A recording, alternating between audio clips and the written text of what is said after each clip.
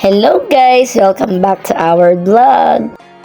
For today's video, samahan niyo si Teacher Annie kung paano ko ini-spend ang aking weekend. So, today is Sunday and ako ay nag-laminate ng aking mga gagamitin na signages on Monday. So, ididikit ko yung mga ginawa kong signages na ito sa aming classroom, and at the same time, gumawa rin ako para sa aming comfort rooms. Kasi, as part of our school's advocacy na magkaroon ng ma-maintain ang cleanliness and orderliness sa school, sa classroom, sa mga CR. So, ako ay nag-initiate na mag-laminate ng mga signages na pwedeng mabasa ng mga bata kapag sila ay pumapasok sa classroom at sila ay kapag gumagamit ng mga CR or comfort rooms. So, sa mga bata na makakanood na to, basahin nyo yung mga signages na ginawa ni Teacher Annie sa Monday. Okay? So, ngayong Sunday, gumawa rin ako ng mga IDs ng aking mga estudyante. So, dati, merong mga ID cases na ibinibigay sa mga advisors para sa ID.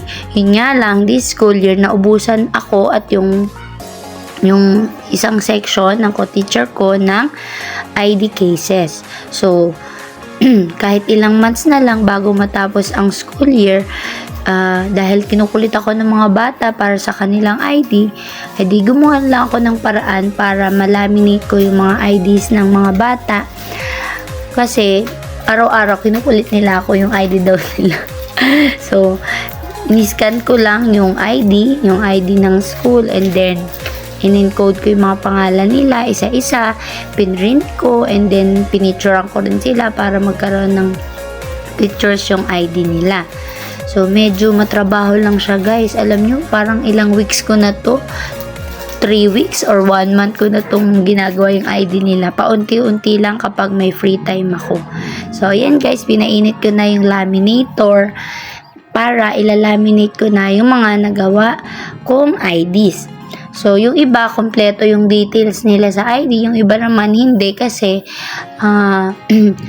natapos na yung due date na ibinigay ko. So, kahit incomplete pa yung details, ilalaminate ko na. Pwede naman nilang idikit yung kulang na contact info or contact person dun sa may ID. So, ayan guys, is free ang aking alaga. So, ayan guys, mainit na yung laminating machine.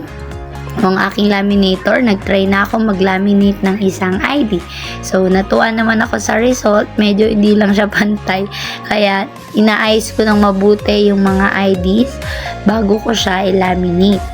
So, medyo matagal lang. Mga 1 oras ako dyan kasi mabagal yung laminator. Niintay ko talaga siya bago ko maglagay ng mga IDs. 3 ID sa bawat subo doon sa laminator. So, tuwan-tuwa ako dyan guys kada nakakapag-laminate ako kasi sabi ko, pwede na pala akong mag-produce ng mga IDs kasi, alam mo yun, nagawa akong ang tawag doon, yung gayahin yung ID ng school namin.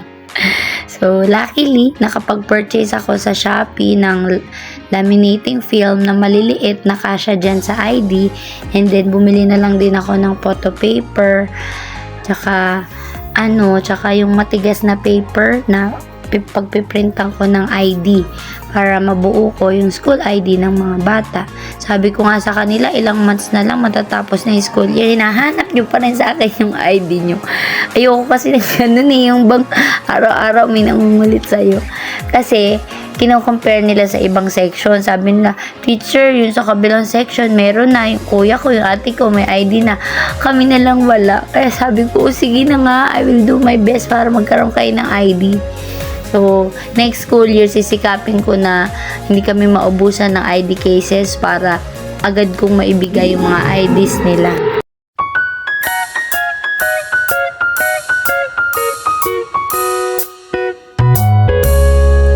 Bawat pagising sa umaga may ngiti at saya dahil papasok na sa eskwela.